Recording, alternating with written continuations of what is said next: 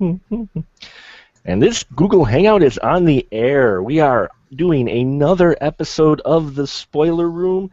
I am your host, as always, Mark the Movie Man. I appreciate everyone who's been listening in. We do have some consistent listeners out there. Thank you so much for subscribing. And don't forget, when you're listening to us on iTunes, to comment and rate as well. We all appreciate it, as well as feedback. And tonight on The Spoiler Room, because I saw him pop up on Netflix Instant View, and I said, what the hell? Tonight we're going to be talking about the two Richard Chamberlain, Alan Quartermain films that came out in the mid-'80s. That's right, King Solomon's Mines and Alan Quartermain and the Lost City of Gold. And tonight, to help me plow through these wonderful retro bits of nostalgia, we have in here tonight, we have the big fucking deal himself, Mr. Glenn Bittner. How are you tonight, sir?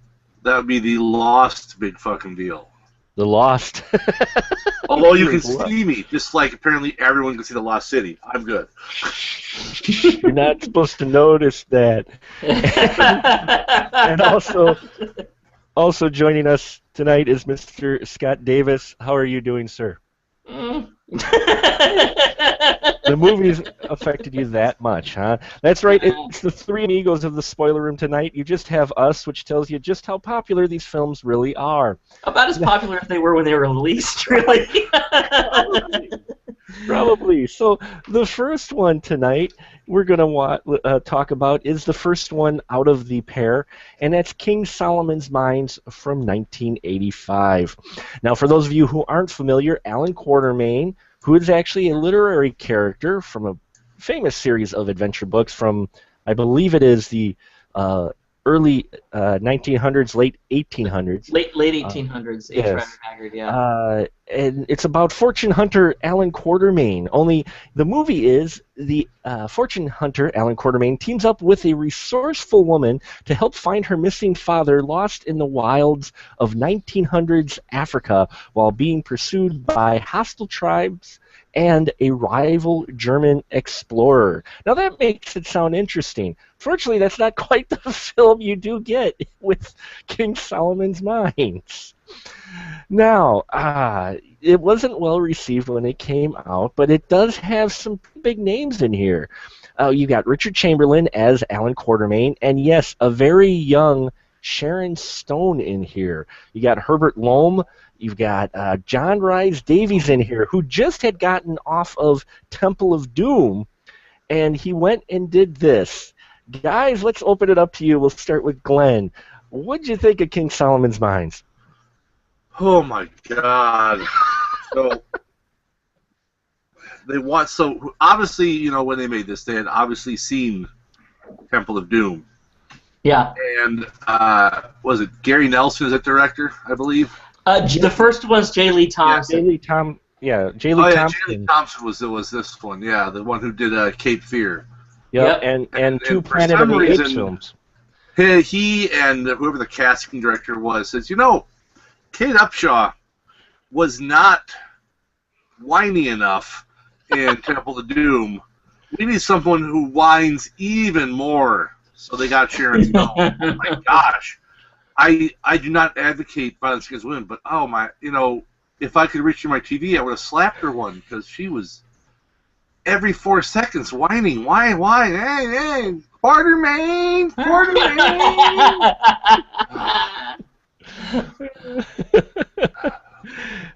And just and I don't know. I mean, I'll say that, you know, at least compared to the second movie, this is a strong showing. So that is very true, and you don't really realize it till you watch them back to back. No. Yes. Mr. Scott Davis, what about you? Initial reaction to King Solomon's Mines? When I was 10 years old, my initial reaction was, wow, this is really cheap and cheesy knockoff. And now it's, wow, this is a really cheap and cheesy knockoff, but I'm digging it. See, I was into all these adventure type things back then. I even had the old VCR game, Doorways to Adventure. So, I mean, anything that had like this was like one of these Indiana Jones knockoffs like this, Treasure of the Four Crowns, High Road to China. I was into it. And this, yeah, I get just address what Glenn's saying, yeah, absolutely. I remember seeing this movie and immediately saying, wow, this Sharon Stone girl, she can't act her way out of tall grass. Yeesh. She's never going to have a career after this, you know? And I was wrong, unfortunately, but I don't think she was quite as bad as Kate Capshaw in Temple of Doom. But she was certainly in that general vicinity, because I think Kate Capshaw is the weak point of all 4 Indiana Jones films. It's the worst thing in all of them. And Sharon Stone is, yeah, she obviously was trying to be like that. I can't say I liked her. But I did keep, every time I saw it, I just said, at least she's not Kate Capshaw. Well, now you do have to give her, this was one of her first features. She had been in a couple of minor roles before this. You did a few TV things, but she was still an up-and-coming actress, so part of it had to be the direction and writing as well. The script was written by the same guy who brought us Police Academy 3, 4, and 5. He'd also go on, he'd also go on to write The Lost City of Gold, plus he did Loaded Weapon 1. And yeah, I'm surprised this guy still was able to do work from '88 to 2004, though he didn't do much. And let's not forget, the first thing that Sharon Stone did after these 2 movies was Police Academy 4. Yes, it is. Citizen on Patrol, which actually isn't a bad movie. But King Solomon's Mines, yeah, I enjoyed this one quite a bit when I was younger. Actually, I got a kick out of it, that it was tongue-in-cheek poke fun at the indie films who, you know, Temple of Doom had just finished, I think, the year before. So when this came out, it was like, oh yeah, this is entertaining. Plus it was cable fodder. I mean, King Solomon's Mines for a while was on heavy rotation on a number of movie cable, back when cable was still sprouting and new and they were looking for programming. Especially Showtime and Movie Channel, because they had an exclusive contract with Canon at the time. So all the Canon films were exclusive to Showtime and the Movie Channel for at least about 5 years or so. And so every time King Solomon's Mines or some Michael Dudikoff movie came on, they made it sound like it was freaking Star Wars. Like, Michael Dudikoff, the new one, only here. I'm like, well, yeah, no one else cares. Canon came out with fun films. Canon came out with not highly produced films, but some of those films were a lot of fun. I love Canon. You know, and what I found interesting with this is that King Solomon's Mines actually is distributed by Paramount Pictures. Yeah! Which blew my mind, because, you know, Indiana Jones, and I'm like, wow, the first one was distributed by Paramount Pictures, and I'm like, I meant to dig that up, because it wasn't distributed by them in this country. Initially. No. But I saw like their logo on there. I'm like, do they own the rights to this now? And I didn't know if they own the rights to it now, or if they did it, or if they released it like theatrically overseas, because some of these things had different distributors or what. But yeah, my eyebrows just about shot right off my head too when I saw that. Well, they did. I think they did have a relationship with Glenn Golbulus, who helped produce this film. Now, I want to get it. So we talk about the links with this early. I mean, Alan, you know, Indiana Jones was influenced by Alan Quartermain, so then we have Alan Quartermain movies coming out after Indiana Jones, though this is actually the 3rd Alan Quartermain film to be released. There were 2 more before this in King Solomon's Mines, a 1937 one, I believe, and a 1950s one. And the 50s one, I guess, is very well received. It's great. Yeah. I love that movie. This one, not so much. But what I found interesting with King Solomon's Mines, and I want to get your guys' take on it, it was really kind of surreal to see John Rhys Davies in this film, who just came off of Indiana Jones, and he's playing a villain in this film, and playing it quite well, actually. I think he is one of the shining points in this film. What did you think of Sala's role in this film, Glenn? I mean, it doesn't surprise me that he's in it. I mean, he's not, even though he was in, you know, Indiana Jones films, he was not a huge star. Mm-hmm. So him being in this, I mean, that didn't surprise me at all. And he plays a good villain. He really does. Yeah. I loved his villain. I mean, I was like, wow, he's really selling this role when I'm watching it. Scott, what about you? Did you think? I dug him. He's a good character actor, and I think that this film was filled with both these films were filled with character actors that you appreciate. And let's face it, John Rhys Davies, he wasn't. I mean, he's been able to be in everything from Lord of the Rings to down to this and stuff. But let's face it, if you're Sliders material, you're also canon material. So he's So no, I thought he was good. He didn't even have to take a bath in between sets, and I thought he did I thought he was probably the best villain in there. I thought he was a lot less tongue in cheek than Herbert Lom's villain in this film. Oh God. Yeah. Okay. Apparently, not a lot of love for Herbert Lom. Not in this movie. No. Colonel Bachner, who listened to Wagner. And Herbert Lom, you got an experienced actor, and you give him this role.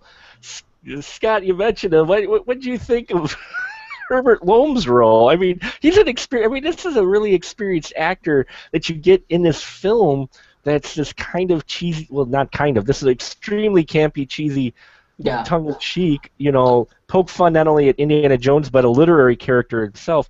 What did you think of that? Putting him in that role. These films were full of campy characters, and of course, his character is not in the original movie. It's the whole thing. I mean, even they updated it and everything, and he was Colonel Klink in it, guys. Come on, he was totally.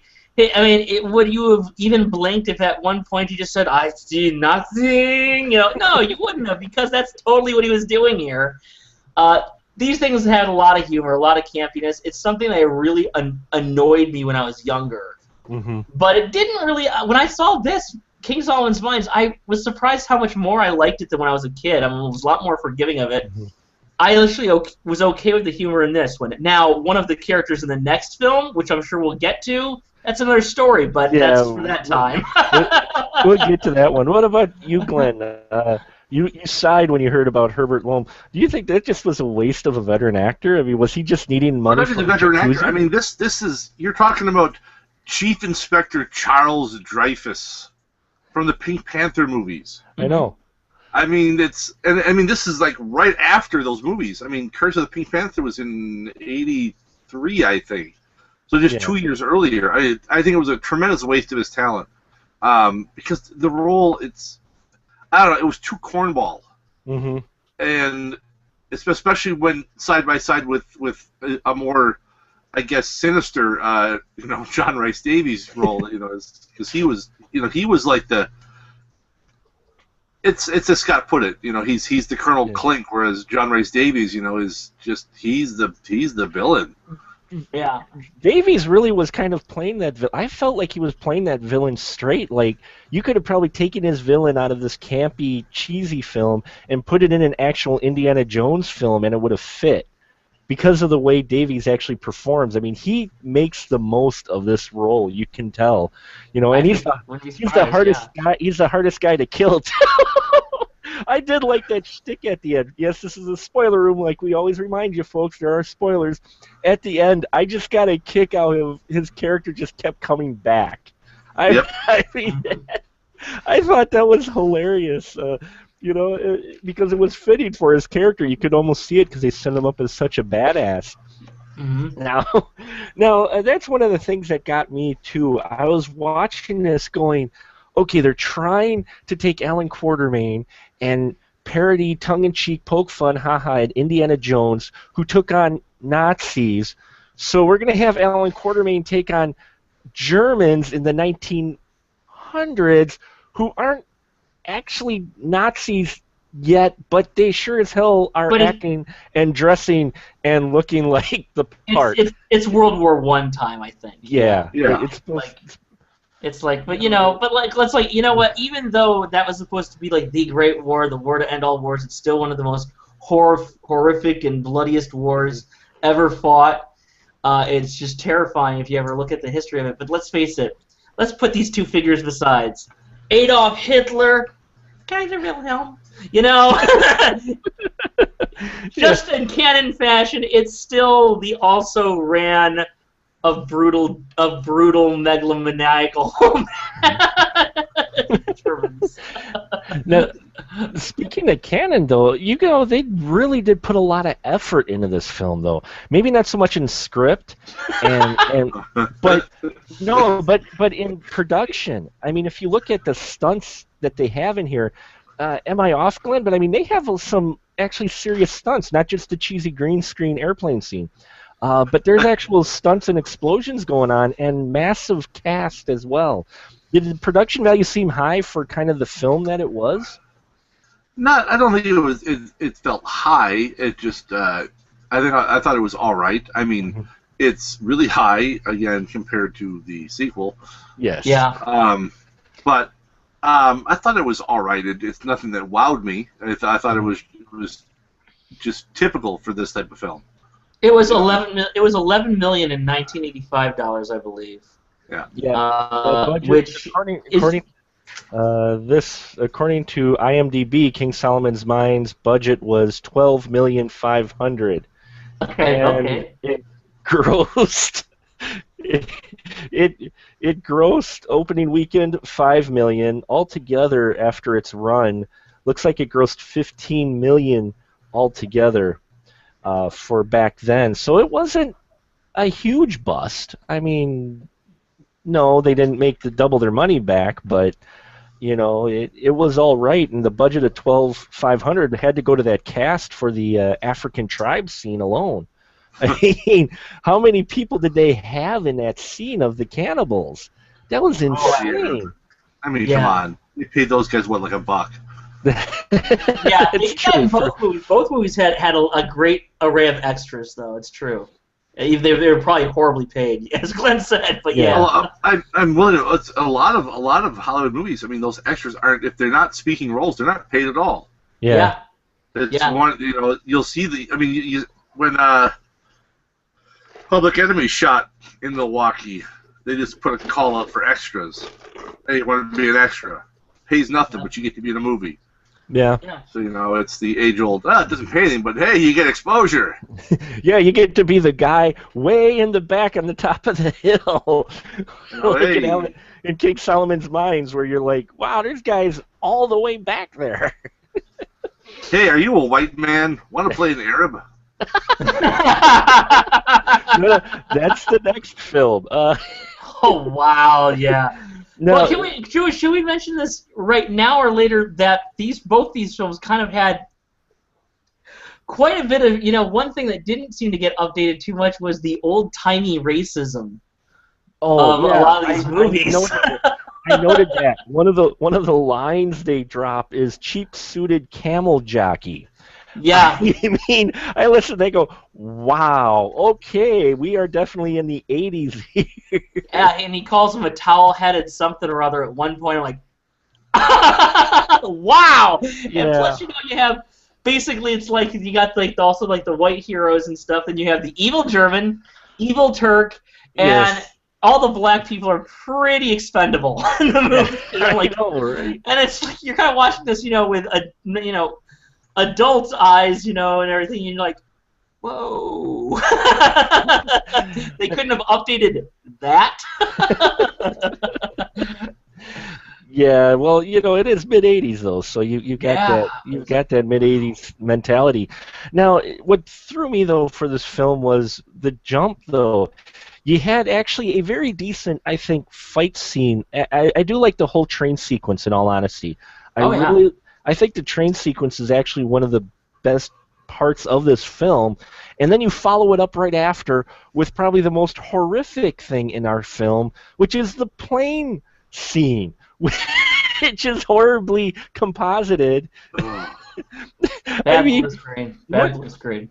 Oh my God! I mean, what'd you think? The jumping between, you'd go from a great thing like the train scene, which is actually directed and edited well and everything, the fight and everything, and then you go to the plane scene. I mean, really, what were they thinking? Was it really a budgetary thing, you think, to where the plane scene, we'll just do this in post? The blue screen in that scene, though, I was even commenting like, "Wow, that's really terrible blue screen." And there's a couple other spots in the movie where you see that's really terrible blue screen. It all looks golden compared to the next film. I was like, oh, wow, that's some of the worst blue screen. You can actually see Sharon Stone's hair is blue right now. What about the effects for you, Glenn? Not just the train and plane scene, but how about that, when they get to King Solomon's mines? I mean, you get bits in there that look like they put a lot of thought into it, and then there's bits in there that look like they were added afterwards because they had a few, like, $5 left in their pocket. Yeah, that's what. If it had been one way or the other the whole way through, it wouldn't be as bad. But the fact that you jump from pretty good effects and sets to, this, hey, look what I found at a garage sale for $2. Let's just throw it in there. And, my nephew, knows how to use Commodore 64, so he can just do the special effects stuff for us, right? He's Save got some money there, and instead we'll go all for a lopsy with what we're supposed to be spending on this.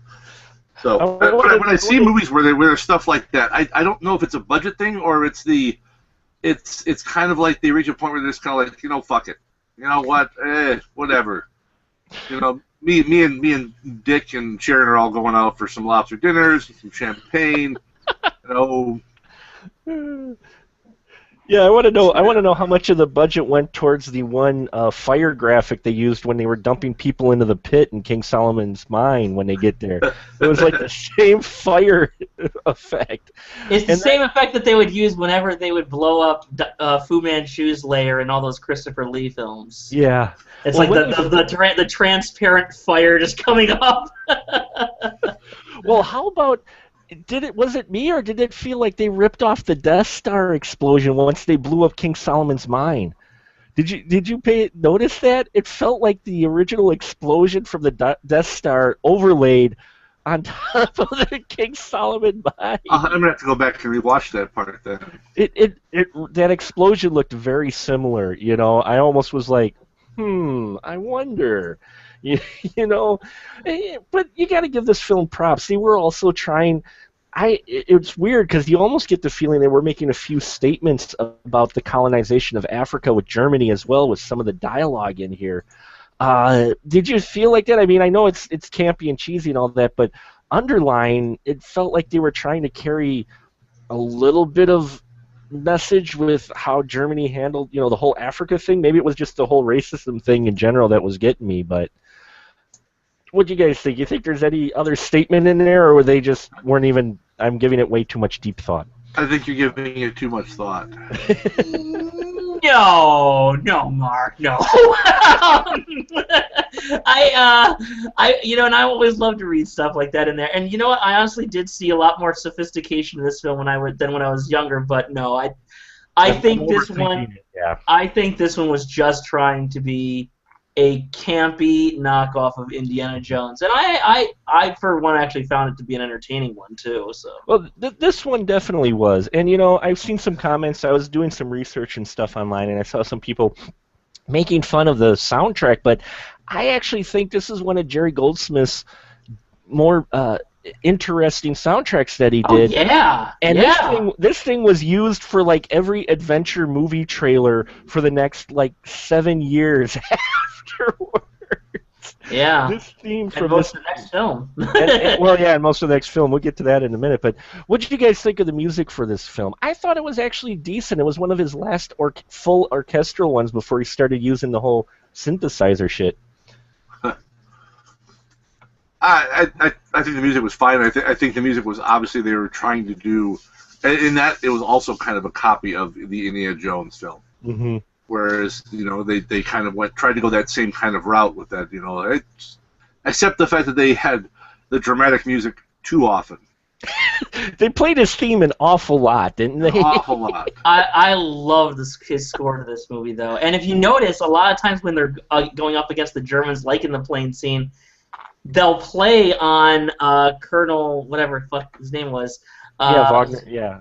They'll play on his love of Wagner and actually use Wagner motifs. Like there's a little bit of kind of a Ride of the Valkyries thing while they're on the plane, which is kind of a recalling of his love of Wagner, and let's face it, also probably a little bit of a joke about Apocalypse Now, because they are tossing bombs down on there while they're flying, So, and I thought Jerry Goldsmith's score here was great. Actually, Sure. I loved it.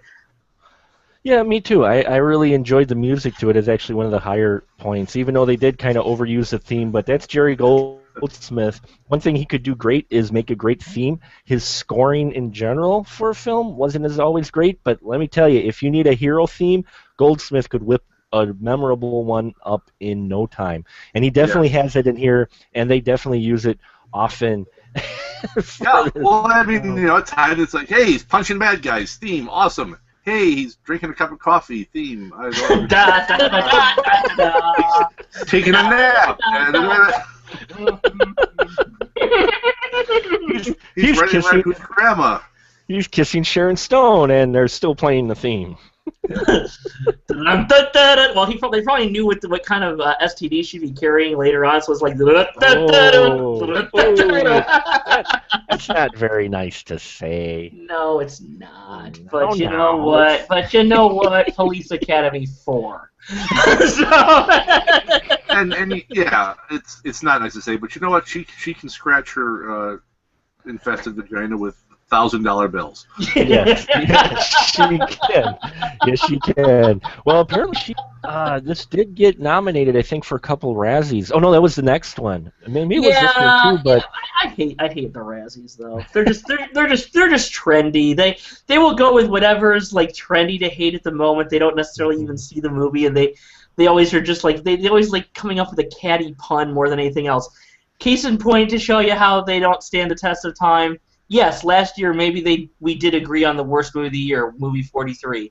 First Razzies, Kubrick was nominated for worst director. Yeah, so screw him.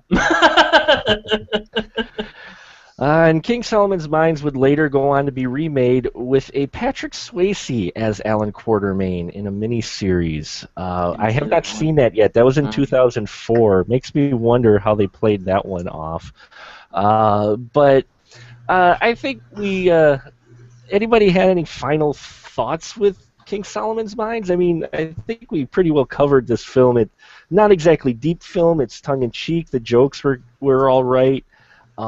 Any final thoughts with King Solomon's Mines before we move on to the other one? Glad they blew it up. Well, they did. I like the shtick with the diamond and how his African buddy ended up being the tribe king, which he kind of saw coming. But that is in the book and the movie. And that was in both the book and the movie. So well, yeah, and it was in the 50s one, I know too. So I didn't see the third one in the 30s, so I don't know how they changed that one. So. But any more final thoughts, Glenn, or you glad you watched it and it was over and done with, right? Yeah, I mean, I remembered parts from when I watched it as a kid, because this was back in the early days of Showtime and HBO, where they showed they got the rights to a movie and played the fuck out of it. And because there was nothing else to watch, I watched the hell out of this stuff. So it's 3 times a day, I think they showed them. I know. I know the person who used to babysit me when I was in 5th grade, they had HBO, which was a really big deal because we didn't have cable. So they had HBO, and you'd see the movie in the morning when I left for school, and when I returned from school, it'd be the same movie. Yep. So they spanned them about 6 or 8 hours apart. So plus back then, none of these stations were running the R-rated films until nighttime. So that if you had something where this movie was PG-13, I think the next one was just PG. Okay, we gotta get some daytime play out of these things. Late night that's when we can show the boobs, but this time we gotta do this. Yes. This one was daytime, nothing but Alan Quartermain and Short Circuit 2. Yeah. Yeah. Right. Any final thoughts for you, Scott, on King Solomon's Mines before we move on? I think I've said it. I mean, it's a campy little knockoff, but you know what? I like campy little knockoffs, so I've done this one. Yeah, and I did too. I liked how it was done. I think part of that has to be because of the director. I mean, the director that you had for this was not a slacker. He wasn't just some toss-off director. So I think he made the most of a script that he had. And they did what they could with it. I'm sure there was a lot of producer input into this film of wanting to make it a cheesy thing. What were you going to say? I was just going to say, yeah, I'm glad you brought that up. I was just going to say, J. Lee Thompson is one of those directors who had a really great early career, and in the 80s he did wind up working for Cannon, where he didn't do his best work. A lot of the people didn't. If you look at a lot of these films, their work kind of under Menachem Golan and Yoram Globus, their work kind of blended together. Mm-hmm. But and so you could see J. Lee Thompson wasn't supposed to do Charles Bronson films, but he wound up doing them.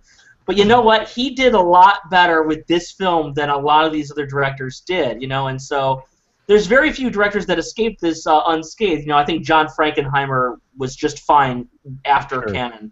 But he did. But I think J. Lee Thompson did a really good job with this film, knowing by that point, this is what I've kind of gotten myself into. But right now I'm overseas and they can't watch me over my shoulder, so I'm actually going to try to make this a good one. That's what it felt like to me. And that's the feeling I get. I get an honest treatment that the director really was trying to make something out of an completely ridiculous script and the direction they were going.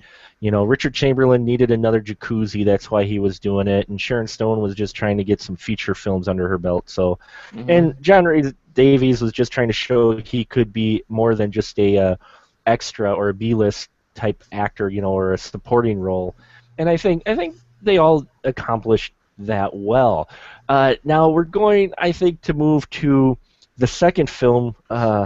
Prepare yourselves, folks, because we're going to cover Alan Quartermain and the Lost City of Gold. Now, this film, along with King Solomon's Mines, were actually shot back-to-back, which didn't happen often back then. Now it seems to be commonplace, but they actually shot both these films back-to-back. The only problem is I think King Solomon's Mines got the bulk of the budget.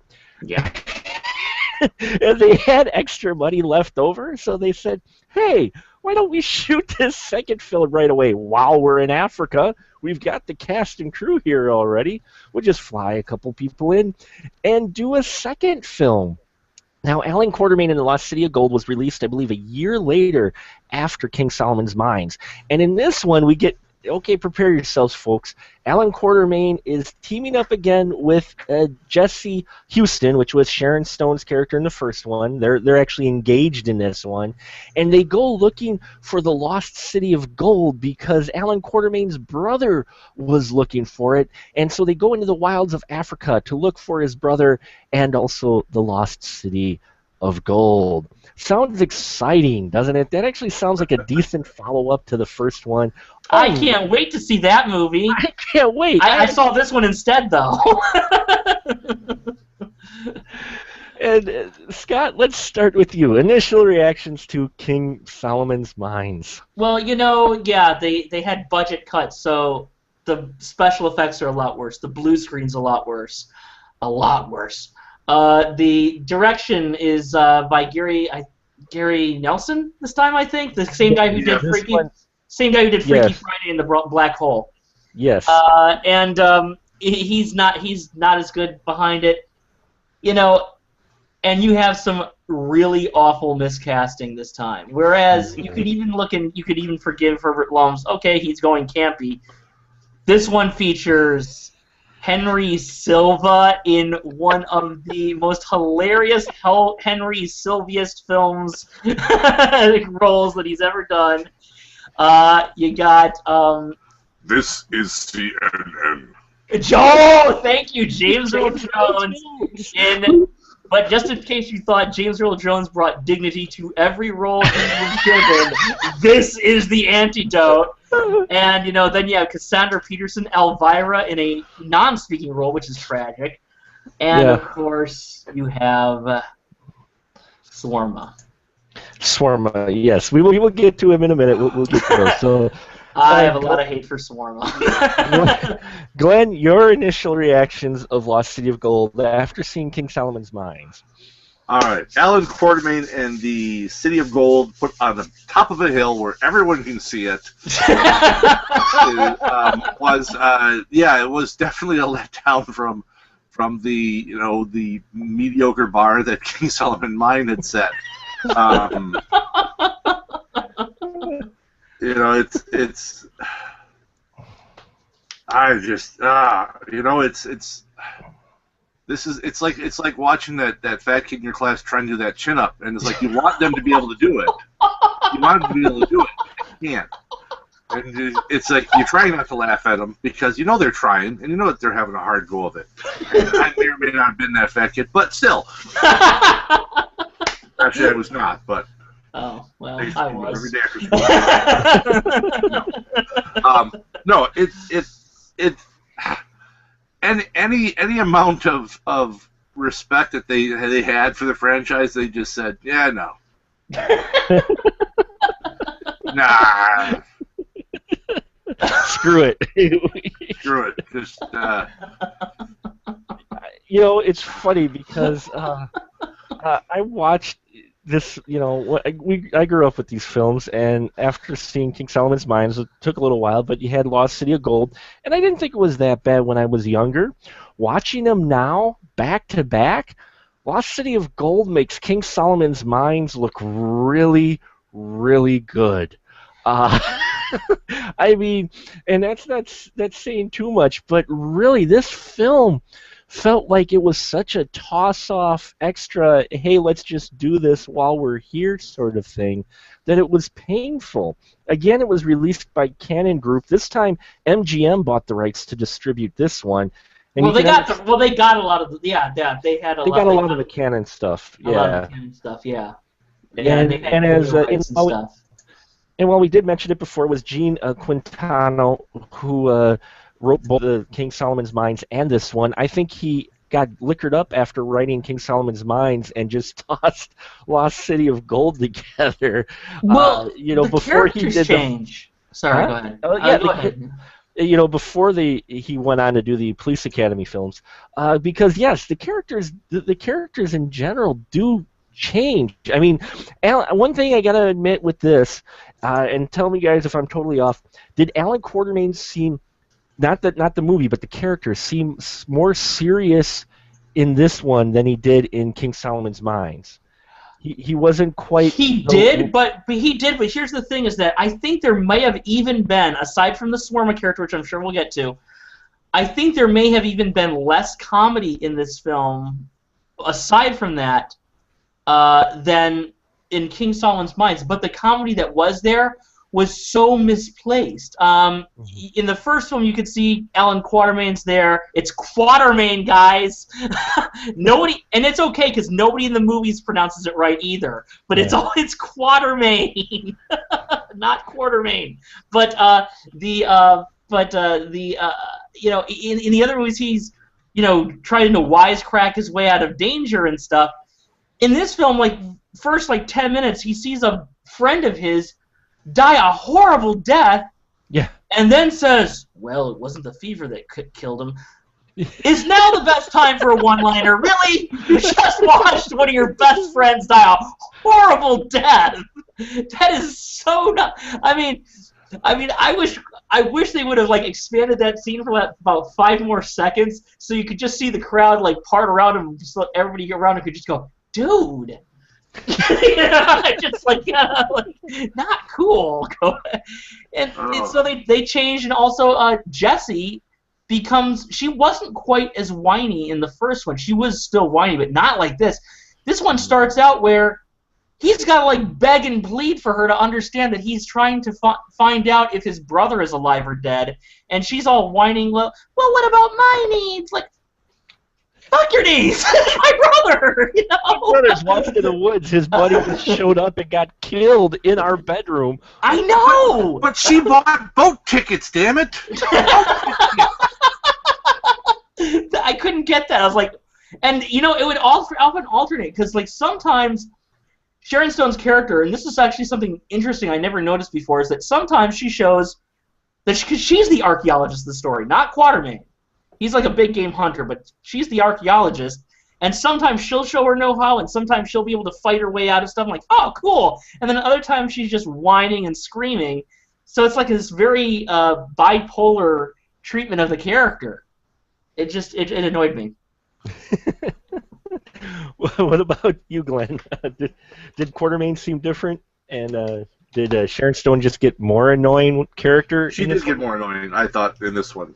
And that whole scene, I'm just like, where she's like, well, what about us? What am I? I'm like, well, you're nothing at the moment because you're the person telling me that us sailing to America to get married is more important than my brother being alive. Yeah. That's not a good foundation for a relationship. Is that fuck your family? I want to get married. I don't care if your friends are dead. I mean, they've been gone a while. They've been gone so long. Yeah, they've been gone so long. Line. Yeah, I'll agree.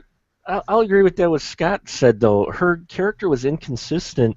At least she was at least somewhat damsel in distress the whole time in the first one. In this one, they didn't know whether or not to make her a strong female role or put her the damsel in distress because, they're in that horrible tunnel scene, which I wanted to bring up to you guys because they're in this corridor, folks. They're hunting through Africa. Alan finally is heading off to find the lost city of gold, and Sharon Stone's character, Jessie, is following behind him because she feels he needs her after all. That's what she tells herself anyway.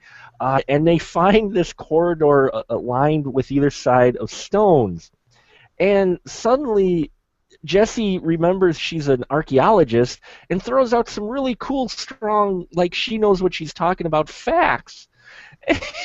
But then later on, she's not doing anything. But this corridor, guys, did you notice the floor bounces they walked down it? Yeah. Yes. We've got Swarma, who we'll talk about in a minute, but he's kind of this Indian guy who's a con artist trying to play off as a fortune teller who tags along with Alan because he wants to get the gold. And he finds this medallion in the wall, and he pushes it, which opens up the ground to swallow the people. The problem is you knew it was coming because the minute they step on the ground, which should have been solid, you see the boards bounce.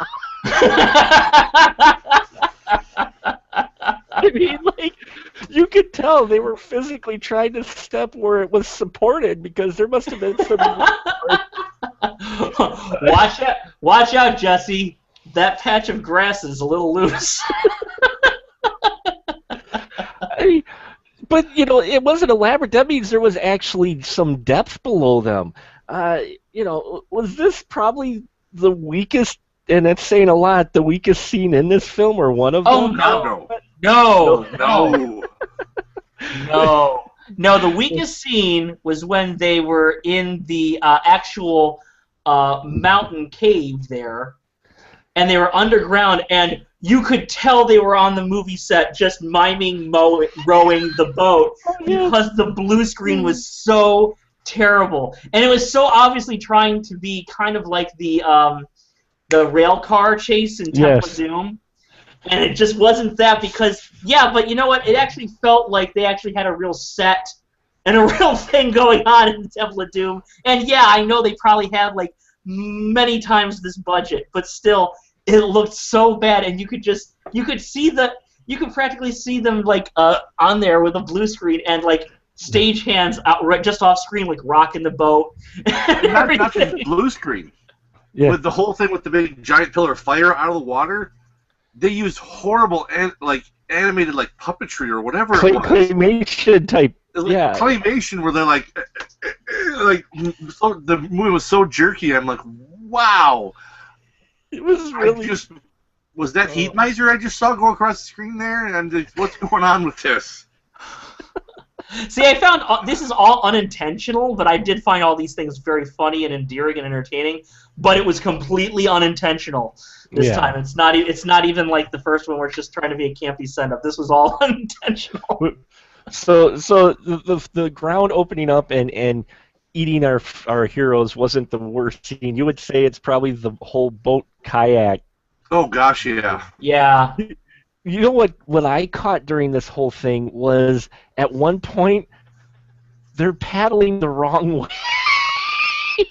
They're moving forward, but the way they're paddling, they should have been going backwards. Both Sharon Stone and Chamberlain paddling the wrong way. And what I think it is I think it's the same shot because they get a similar angle later that they just used and reversed it, I think, to try to make it seem like two different shots. I'm not sure, but yeah, and going back to that corridor scene though, where they're trying to crawl up out of it seemed like it was closing a lot faster than they were climbing up to get out of it. Was that just me?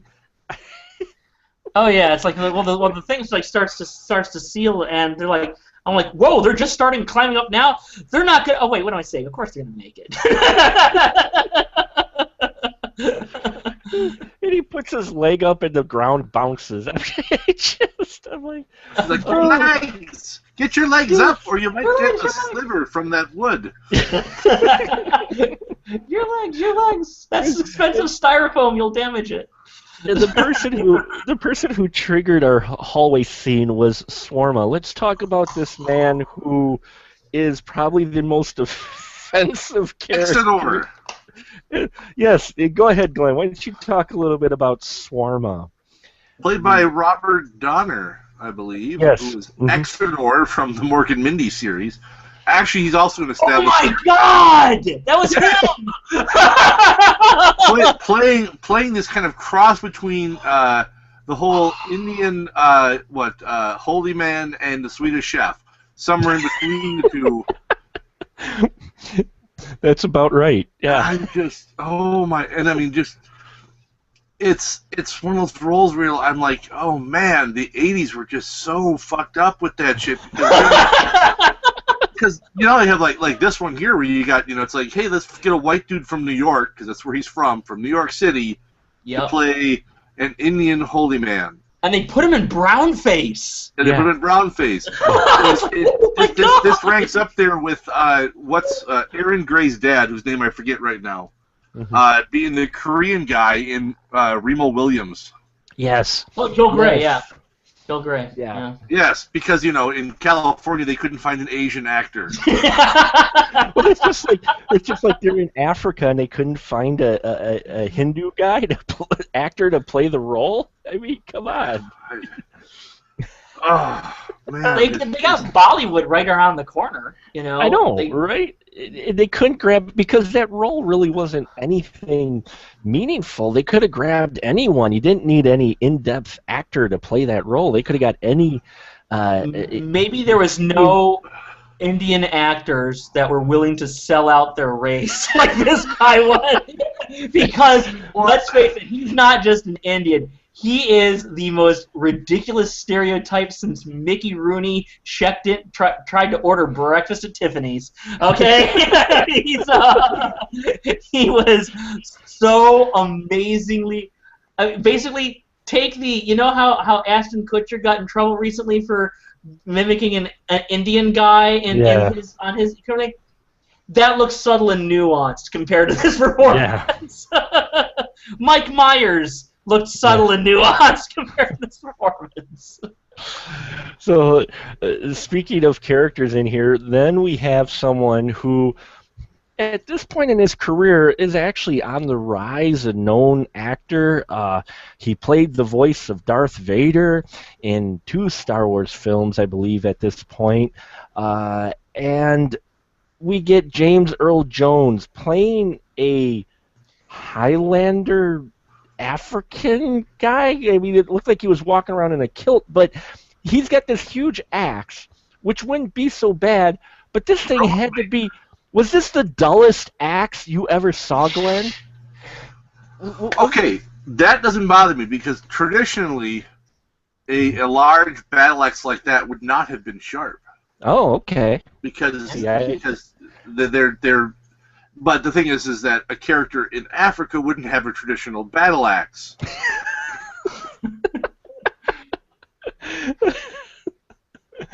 Because a weapon like that, the reason it's not sharp in general is because you're going against people wearing armor. If you take a very sharp blade and hit a piece of metal with it, you'd chip your blade.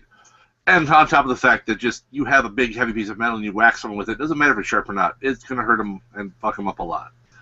But the whole axe, it didn't make any sense. It's not in the least bit the type of weapon some African tribesman guy would have. But I guess they came up with that altar scene and then said, well, we got to have something big enough. And well, how about a hammer? Oh, a hammer's dumb. Let's give him an axe. Okay. He's got a big, giant axe. It's somehow enough to split that stone thing in half, and I'm still not sure exactly what the hell they did at the end with the axe. All I know is that Alan Quartermain could catch the thing with ease like it was light as a feather, and yet it did that. Well, how about let's back up. It was after the canoe scene that was horrible that you had to try to get through without laughing, and because of the heat, it made them pass out. But they run across this tribe of people who, I swear, the head of this tribe was the same guy who was the head of the cannibal tribe. Looked like the same actor, but I couldn't find it in the credits. But they launch all these arrows at their one canoe. There's a whole line. I mean, this line of tribe cover the entire width of the river. You have one canoe, and yet with the magic axe that James Earl Jones carries, he can spin it in front of him and chop all the arrows except for one, which hits Alan Quartermain in the special vest underneath the shirt, which I think Peter Jackson and Tolkien ripped off. Thank you. And I was going to say, maybe, and I was actually going to say something about if all those orcs couldn't hit those barrels. This is true. The whole magic axe thing, yeah, that thing, he could spin it and it could cut all the arrows. And then Alan Quartermain, for those of you who haven't seen this film, has this vest underneath his shirt that really does look like it was ripped off from Tolkien. I mean, complete to the silver shimmer. I don't know if Peter Jackson modeled his prop in his films after this, but it was basically couldn't be pierced by any sharp object, and so they would just bend. So when the natives see the spear hit Mr. Alan Quartermain and not kill him, they get spooked and run away because of this magical material he has under his shirt. And if it just didn't look like it was ripped off, you look at it, it's like, yeah, somebody borrowed that from somewhere. Which it comes into play later on when Swarma, when they eventually meet the priest, who, as Scott Davis put it, let's move on to that character, Mr. Henry Silva, playing this priest who's got control. They find the lost white tribe of Africa, which is in a city that is quite visible from a plane, so I'm not quite sure how it was lost. And they come upon the tribe and they find brother, and there's this priest that apparently has a hold over the people of the lost city of gold, played by Henry Silva. Who I'm happy to say has been using his share of Soul Glow. Was this guy the embodiment? Glenn, was this guy the embodiment of every stereotypical bad villain priest that had come before him? Oh my gosh, was he ever? It's I don't know, he was part Don King, part the bad priest from Beastmaster. I don't know what. And the entire, it's like it was so lazy, the writing for this. So it was horribly lazy, where it's just like, this guy's like, he's got everybody, under this grasp of fear. The dude has like 8 guards. Yeah. And then like this army that like lives outside of the city. I'm like, really? And runs away really easy, yeah. The dozens and dozens and dozens of people who live here can't overpower him and his 8 guards? Yeah. Apparently not. And I think part of it because everyone in Africa is stupid. I don't mean in real life. I mean, I'm not saying No, in the movie. In the movie. Including the white people who live there. Because, first of all, I'm gonna jump all the way back to the beginning.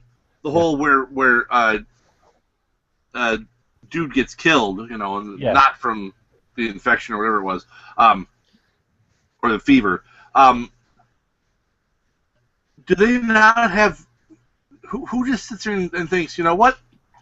We don't have locks on our doors, and this guy was just chased here by a bunch of guys with knives. We'll be fine. Yeah, they leave him alone. We're in a city with a guy who wants to kill us. I'll leave my gun and my magic protective vest just tucked under my pillow in my room. Look, they gave him a mosquito tent. I don't know what more do you want. All the characters in here, not just the people who are the folks from Africa, but every character in here is dumb. I mean, even Alan Quartermain is and Alan Quartermain in this one, unlike the other one where he was kind of jokester dumb, he's just dumb in this one until he needs to not be, and then suddenly, oh, I've got an idea. But you're right. We don't have any weapons, but we have gold. This doesn't help you. Well, we could make enough weapons here. You can't make weapons from gold. Gold is a soft metal. It would make a terrible weapon. Oh, but you know, I have no knowledge of like that kind of stuff, and even I knew that. I was like, wait, you can't make you can't make weapons out of gold until, of course, they show what their great weapon is out of gold, which is actually dropping bricks, which actually doesn't seem to bother them that much. They're just like kind of like, ow, quit it. Yeah.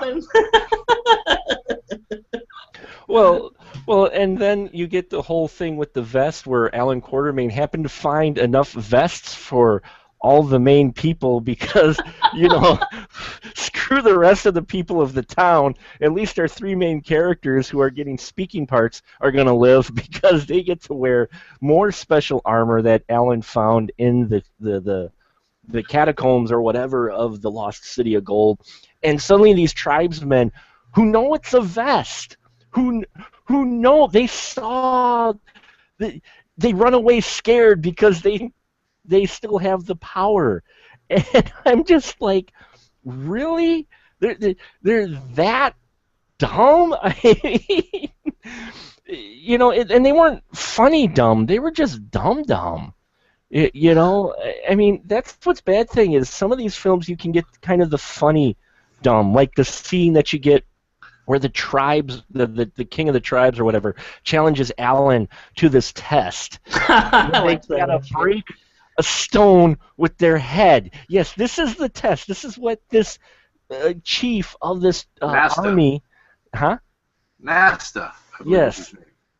This is what he challenges Alan Quartermain to. Here, break stone with your head. Well, you know, what I love is that he did it, and it's it's probably was my favorite line of the movies because Alan Quartermain turns around and says, "How does somebody figure out that they can do that?" I like that. That was like almost like the thing where they just like left the script and said, "Huh?" Yeah, I think that was an ad-lib by Richard Chamberlain because that was actually well written and timed, and yeah, it was. I don't think that was included at all. You know, and no one sees him. Glenn, no one notices him putting the dynamite under the table. Yeah.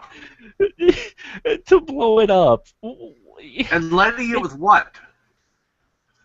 I don't know. A lighter, I think. A rock. He had. a rock. Yeah, I don't know. That whole scene, it was like, well, this is just random. We'll just let these army guys in and let them challenge Alan. And, yep, that's the end of it. Okay, well, I guess he blew up the stone. We'll leave. And I'm like, what? The whole thing just had these random events going on. You know, and I will admit, getting to Silva's character, the priest, he does this thing, folks, where he has this deal where he's made gold people. And apparently at first he was a sculptor and was sculpting gold people, but that took too long. So he hangs people upside down and dips them in the vat of gold. And this is like the one shining moment where I actually liked this villain. I'm like, okay, this is kind of cool. I could, this gives him a feel like a villain role where he's dipping guys in gold. But they never really do anything with that, nor do they do anything with the whole sacrifice thing. Were there a lot of loose end ideas in this film? Mm-hmm.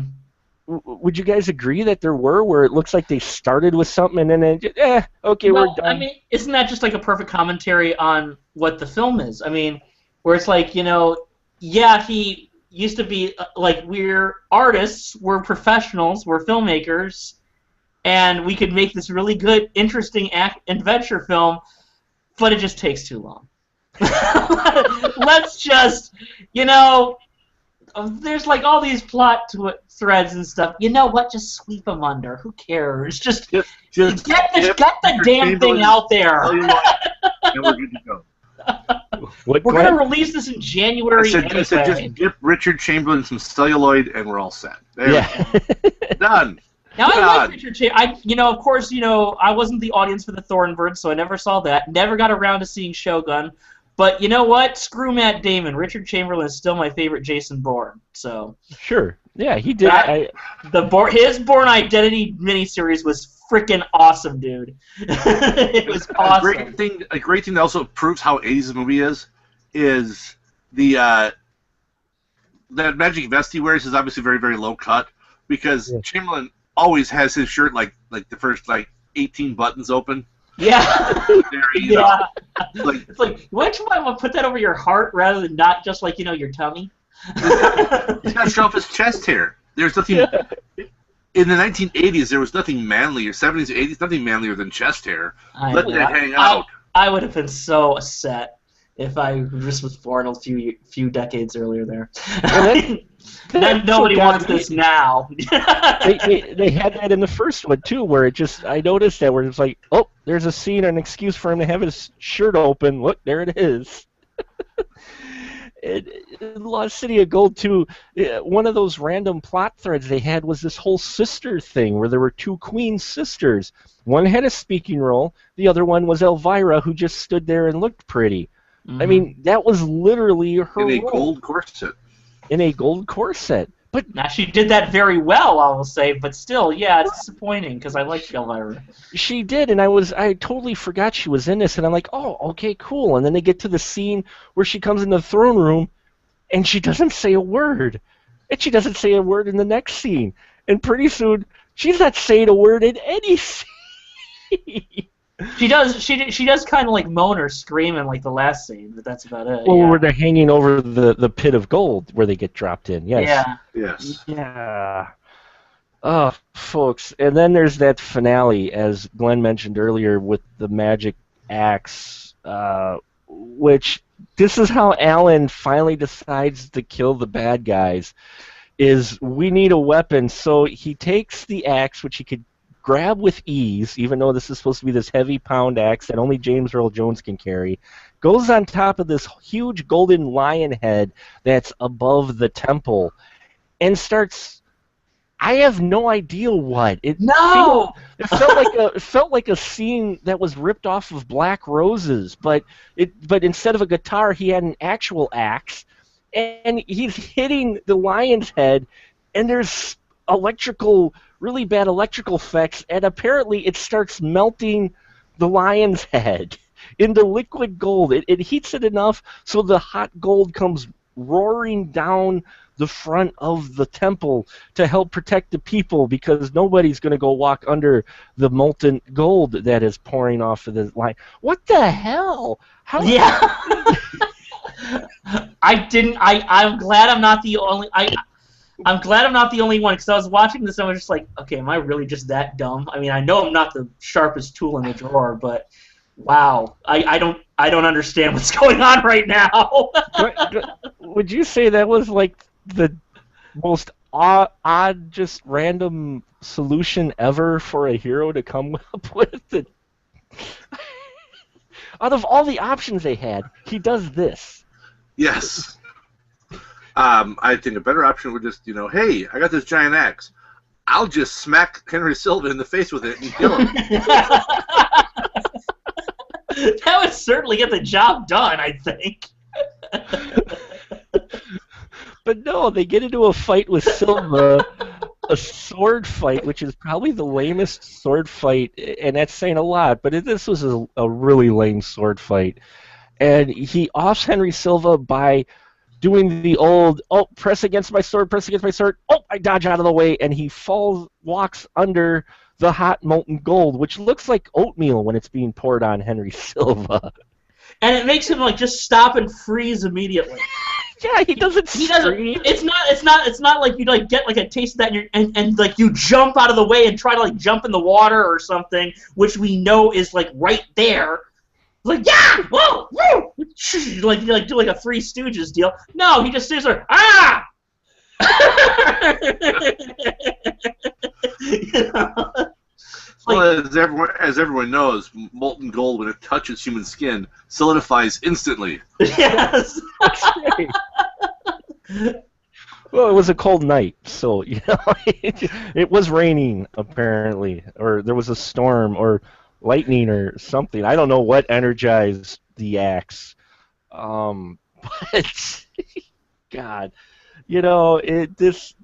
when the first one kind of had at least the novelty and everything to it, and then you get this one, which, like I want to mention real quick, we mentioned the music before in the first one. If you like that soundtrack, you don't have to buy Alan Quartermain and the Lost City of Gold soundtrack, because they used majority of the music from the first one in this one. That's right. Out of the hour-and-a-half movie, they only have a half hour of original music. I was fine with that. I was fine with that because, a lot of the films in the old days, their sequels, they did use a lot of the same music and stuff. I'm like, fine, it was a good score. And you could tell when the other score was because it had the Canon Synsonic drum toy set, like, okay, that's the new score, yeah. They do that a lot, though. I mean, I was reading, it's kind of an aside, but in that new book, Empire of the Bees, Richard Band flat out says, if you watch all the Puppet Master movies, he uses the same music. I've only written about 15 minutes of new Puppet Master music since the original. Nice. So it's kind of like the same thing here, yeah. Yeah. So Lost City of Gold. After, yes, the first one wasn't phenomenal, but it showed a little promise, and I think had some effort and time been put into it. They could have made a better sequel, but I think we're both in agreement out of the two, and it's a bold statement, this is definitely the weaker of the two films. Because very bold statement there, buddy. Very bold. But it's true. Yeah. But yeah, this one was really painful, guys. Glenn, final thought with Lost City of Gold. I wish Lost City of Gold were this easy to find. I really do. As bad as it was, hey, I'd take a whole city full of gold, even if it means watching this movie again. And no, actually, I wouldn't. There's not. Never mind. Forget that. I don't want gold that bad. I'd rather stay poor and live in a cave than have to watch this again. It's. Don't want to put you on the spot. Could you give us a scale of 1 to 10? Oh God, this is. I don't know. It's like a hot gold enema. Good old Glenn. To stay on theme, I guess. You're thinking, hey, free gold. Oh, but it's liquid hot and shoved up my ass. Less good. Although, as we've learned, if it happens, you wouldn't scream out in pain. You would just instantly go and freeze in place. You wouldn't scream or nothing. You just freeze in place. Scott, last thought on good old Glenn. He's always good for one of those in a pinch. That's fantastic, man. The weird thing is that even when I was a kid, and even though I only thought that the first King Solomon's Mines was okay, for some reason I had such a hard-on to see this movie when I heard it was coming out. I don't know if it was just because I said, oh, cool, we have another Indiana Jones franchise, or something, but I was really into it, and when it came out, didn't get to see it in the theater. When it came out on video, nobody in the area had it. We were actually visiting my grandpa's lake, and I found it at a drugstore there, and I brought it home. I'm like, we're all doing this tonight, family. And they just gave me so many nasty looks when this was over, and yeah, I can understand why. Mea culpa, Davis family. Yeah, it's just it's like you said. It feels like they had just leftover money, and they said, well, we could either come back to Hollywood and spend it on cocaine, or we could just make another movie. And unfortunately, they chose to make another movie.